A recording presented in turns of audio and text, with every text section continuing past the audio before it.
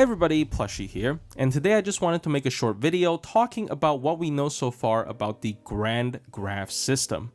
Yes, announced during the New Year stream, during the finale of Part 2, we would be able to turn some of our servants into Grand Servants. As you can see here, the Grand Graph system allows you to select 7 servants from your possession who meet certain conditions as Grand Servants. So you can pick 7 of your favorites and turn them into Grands.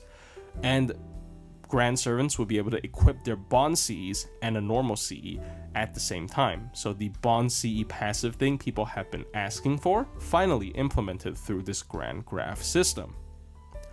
And of course, the conditions that you need to meet is to have these servants at level 100, 10-10-10 skills.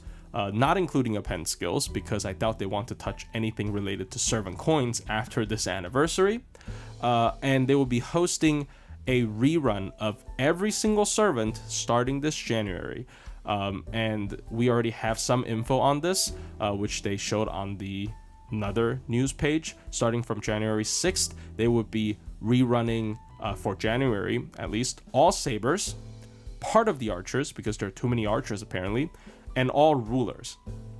And I don't know why they said SSRs here, because the list on the info website actually shows every single servant of each rarity. So it's probably going to be like certain 4 stars and 3 stars assigned to certain SSRs.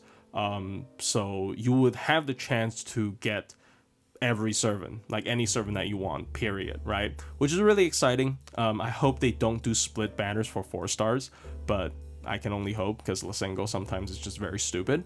And if you want any servant in particular, literally any servant in particular, you probably want to hold on to your courts, because judging from the pace of this, like we're having 2.5 to 3 classes per month, we would be done with every single servant by like May or June. So before anniversary, they would probably be able to rerun every single servant in the game. And it makes sense, because in terms of the timeline, the Grand Graph system would drop after Ordeal Call 4, which would happen in spring.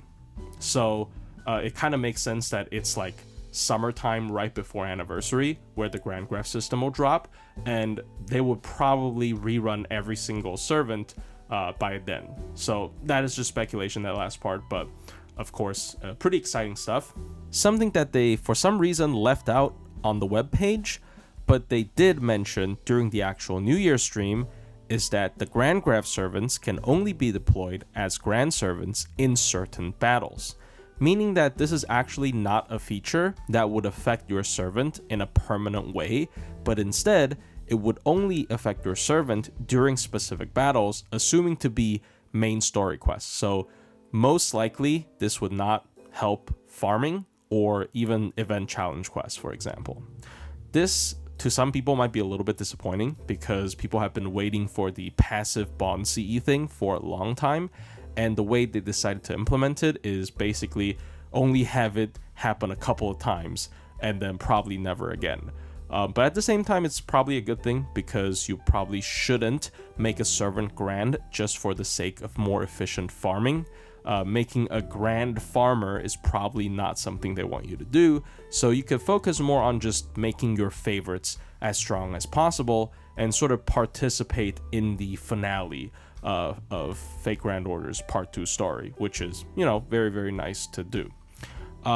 So yeah, once again, don't worry too much about this system and how to min-max it, because it's not meant to be min-maxed. One question people might ask as well is that, can extra classes actually be turned into Grands? Because 7 servants, 7 standard classes. That is a little bit iffy, but since during January, the rotation for the big rerun thing that is happening for the sake of Grand Graph, we are actually getting rulers. So this does imply that extra classes will be able to participate in the Grand Graph system, hence being able to turn into Grand Servants. But beasts could potentially be excluded, because Grand Beast kind of makes absolutely 0 sense.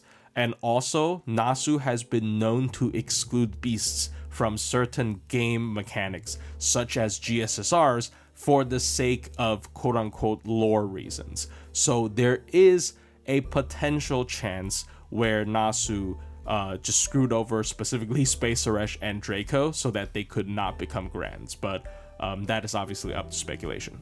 Since that is all the information we have as of now, I want to add a small section to the video to make things a little bit more interesting. Essentially, I want to talk about some Bond CEs that I feel like would be really cool to have as passives.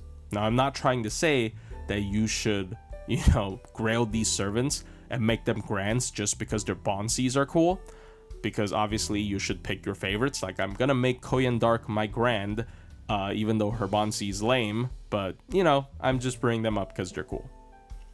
So, in general, I'm gonna focus more on selfish Bond CEs because we never know if we'll actually be able to deploy all 7 Grands in the same fights.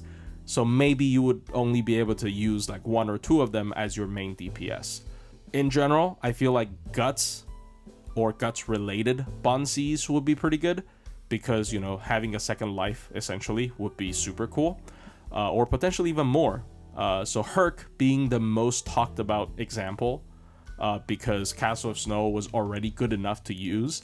And now if you have it as a passive, you can actually equip a real damage bonus CE, or just damage boosting CE, I should say.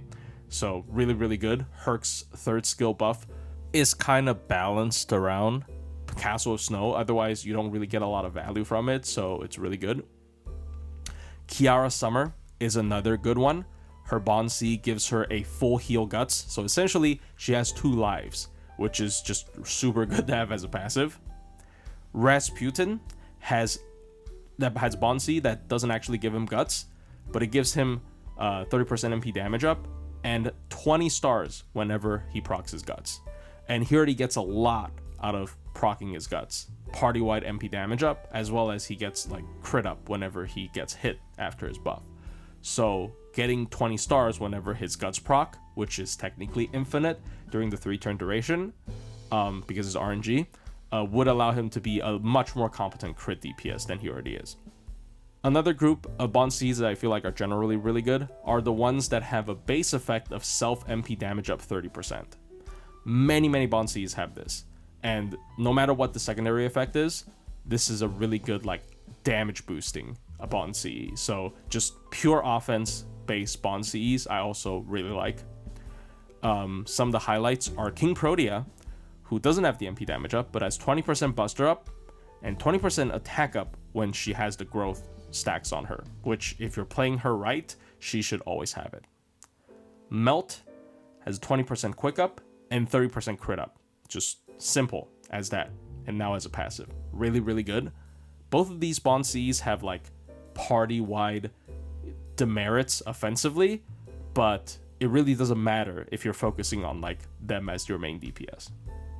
Space Aresh is a great one. She has a 30% MP damage up base effect, but also 30% anti-servant crit up, which I'm not sure if it's actually going to be applicable. Maybe we are not fighting servants as Grands, but who knows? That could be useful. But also, she starts with 1 extra affection gauge, which would allow her MP to ramp up even quicker to stage 10, which is, the overpowered version of her MP.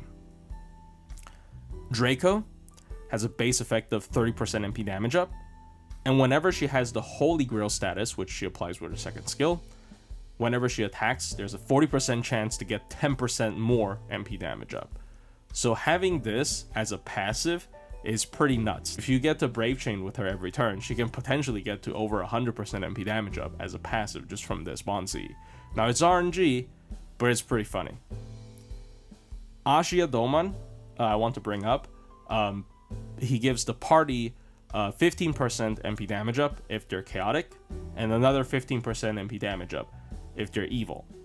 So usually I don't like to include like supportive Bond CEs, but Doman is a special case because he gives himself at the very least 30% MP damage up. So if you're able to, include more than 1 Grand in the party, and one of them is chaotic evil, Doman is a great one to have this as a passive as well.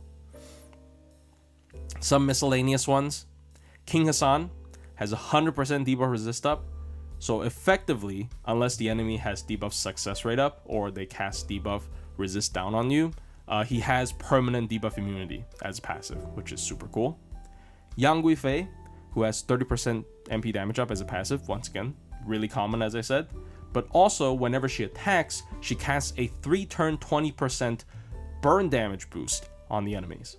If she's able to Brave Chain multiple times with this, she would be able to do so much burn damage.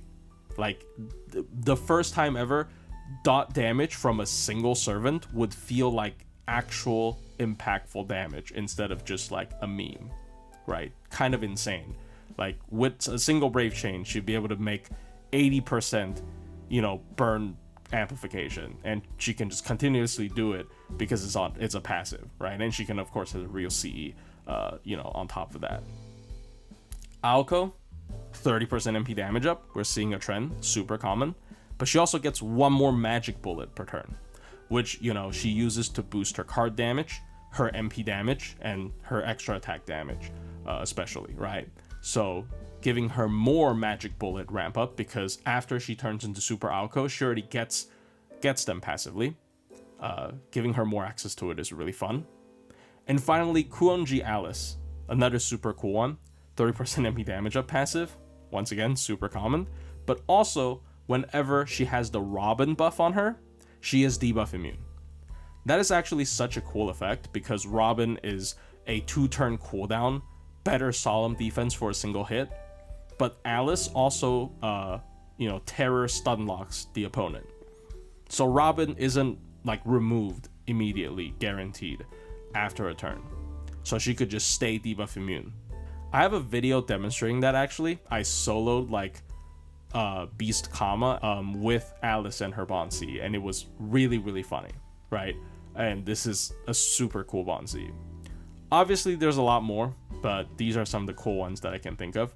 Let me know in the comment section what Bond CEs that you are excited to see as passives for your Grand Servants. But yeah, hope you guys enjoyed this casual video, and I'll see you guys in the next one.